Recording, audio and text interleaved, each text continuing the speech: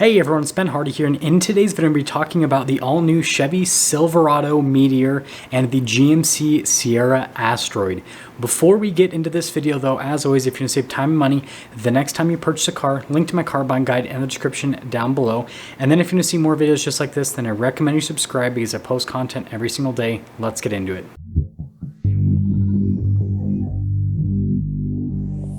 So General Motors basically just recently released a rumor to the automotive world to build some hype around some pickup trucks that they are working on, and the rumor is about a new Silverado and a new GMC Sierra that are supposed to compete against the Ford Raptor R and the Ram TRX. And so the code name for the Silverado is the Meteor, and then the code name for the Sierra is the Asteroid. And well, the whole joke is supposed to be that, well, an asteroid killed the dinosaurs, and so, and you know, the Ram TRX being a T-Rex and then the Ford Raptor being a Raptor, right? That's the whole thing. So anyways, let's get into these specs on these trucks. So just like the AT4X and the ZR2, these trucks are going to be sibling vehicles. They're going to share a ton of components, but they will have some differences, and we'll talk about those differences in this video. So first off, with these shared components, both of these trucks are going to be wide body Baja style trucks, just like the Raptor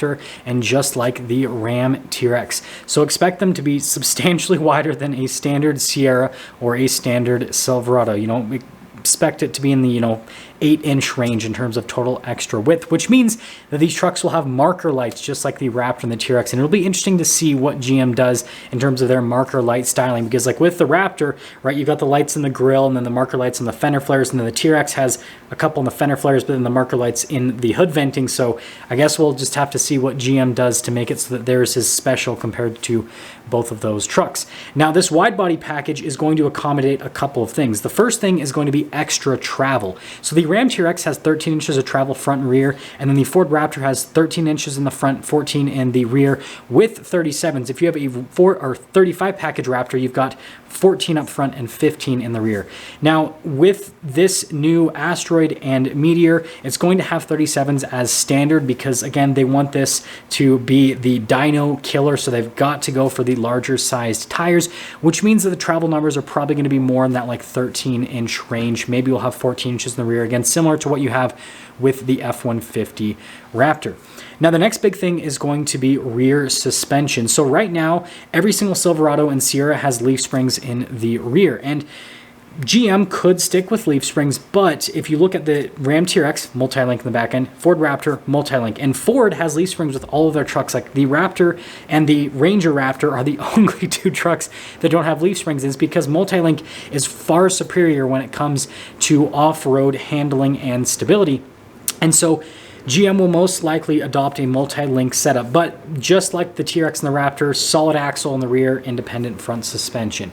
Now, aside from that, when it comes to shocks, they are still going to work with Multimatic, but they're not just going to take the shocks from the ZR2 and from the AT4X and throw it in this truck and call it a day. They're going to do shocks that are quite a bit more beefed up and just have a little bit more adjustability. And so just expect us to see some sort of shock system from Multimatic that is, similar in terms of overall function compared to what you see with the Bilstein Blackhawk shocks on the Ram TRX and with the live valve Fox shocks from, well, Fox. And then moving on from that to the powertrain, which is the most exciting part, GM is going to take the supercharged 6.2 liter V8 from the Escalade V, and they are going to shove it under the hood. Now, in the Escalade V, it produces something like 680-ish horsepower and then about 650 pound-feet of torque. That is great from a torque perspective because it's technically more torque than the TRX, but that is less horsepower than both of those pickup trucks because the Ford Raptor R is 700 and the TRX is 702. And so if this is really going to be a dyno killer, it's going to have more power, which I don't think is going to be an issue whatsoever. And so expect power figures to be at least 700 horsepower, and again, since this is supposed to be the dyno killer, it's probably going to be something more like just enough to beat both those trucks. And maybe GM is going to go crazy and make it so that it's way more than both those trucks, like mid 700s, which is completely possible because if you look at the last generation Corvette ZR1,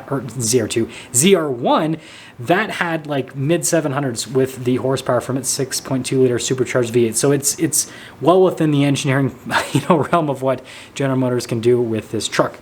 Now, diving into the interiors of this trucks, this is where things are going to be way more, differentiated between both of the trucks. So with the, Silverado version, just like the ZR2, it's going to be more off-road oriented. And so they're probably going to do a pretty similar interior to what is in the ZR2, where you have like the easy clean seats. You're probably going to have some sort of neon stitching, because again, that's kind of like Chevy's thing with their off-road trucks, but it's ultimately going to have all of the same UI as what we currently have in the Silverado. So the digital gauge cluster, the larger infotainment screen, and all of that. So don't expect the interior to change too much from the regular Silverado. Just expect it to basically be meteorized. That's what we'll call it. That's the best way for us to put it.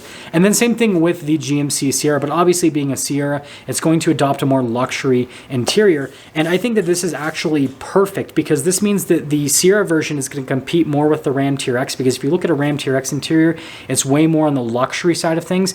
And if you look at the Ford Raptor interior, it's more on the sporty, rugged side of things. And so this, this Chevy version will basically compete with the Raptor R, and then the Sierra version will basically compete with the Ram TRX. And that leads me to the last thing, which is going to be the front ends of the truck. So with the Silverado ZR2, they made it so the front end was a little bit more aggressive, so it would help out with approach angle and just general off-roading.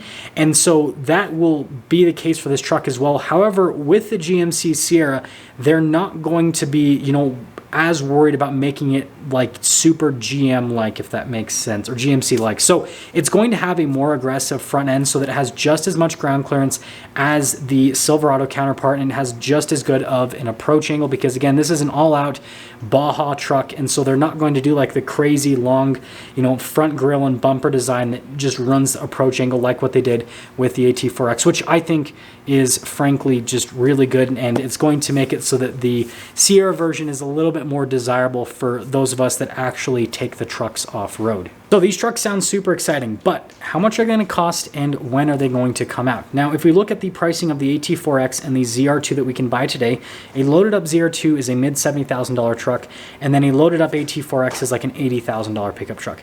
Now the Ram TRX starts at like $84,000 now, and the Ford Raptor starts at just under $80,000 for an EcoBoost Raptor. A Raptor R starts at $111,000 because it's a fully loaded 37 package Raptor, obviously with the supercharged 5.2 liter V8. And so with the pricing of the competition and with the pricing of the current trucks that GM is building, I think it's pretty safe to assume that the Silverado version is going to start somewhere in the $90,000 range, because again, just like the ZR2, it's going to come fully loaded with every single option, and you're basically going to be able to add stuff like a sunroof if you want. There's not going to be a whole lot that you can actually add when it comes to options, which would obviously put it at a higher base price than the Ram TRX, but a fully loaded Ram TRX stickers for like $107,000. And so this would still undercut the price of a fully loaded TRX, and it would compete more with a loaded up TRX when it comes to options. And then with the GMC version, just like what we normally see with Chevy and GMC, it's going to be more expensive. So I would expect it to start somewhere over $100,000.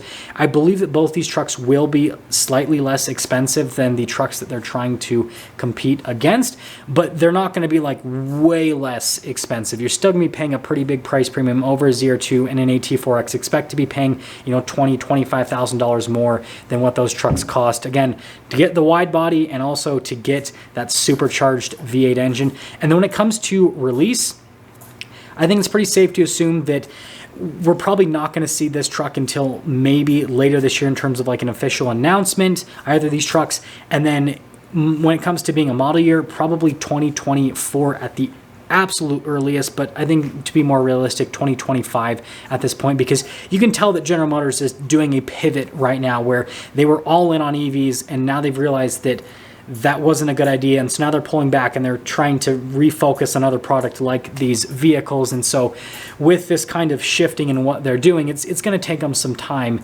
to release this new product. That's going to sum things up with both of these new trucks. Let me know what you think about these, and if you happen to own a Ford Raptor R or a Ram TRX, would you be willing to trade in your trucks with the specs that I have given in today's video, or are you just not interested at this point? And I can tell you, as someone who owns a Gen 3 Raptor currently and owned a Ram TRX, it's just going to depend on the specs on the trucks. If they are just as capable and basically to have the specs that I described in today's video, I think that it could be tempting. But at the same time, I do feel like this segment is somewhat oversaturated, as crazy as that sounds, because obviously we only have 2 trucks in the segment right now, Ford Raptor R and Ram TRX, and now we're about to add 2 more. But like, there's only so many people that want to buy a super expensive supercharged V8 off-road truck. And although they drive, like the 2 that we have right now, the Ram TRX and the Ford Raptor, although they drive different, it's not different enough to where it's like, me as an enthusiast of these vehicles feels like I have to own both of them. And so I do think that they're exciting, but I just don't know if there's going to be as much demand as General Motors thinks, because, people have kind of already experienced these types of trucks and they're like, oh, whatever. Anyways, I'll see ya.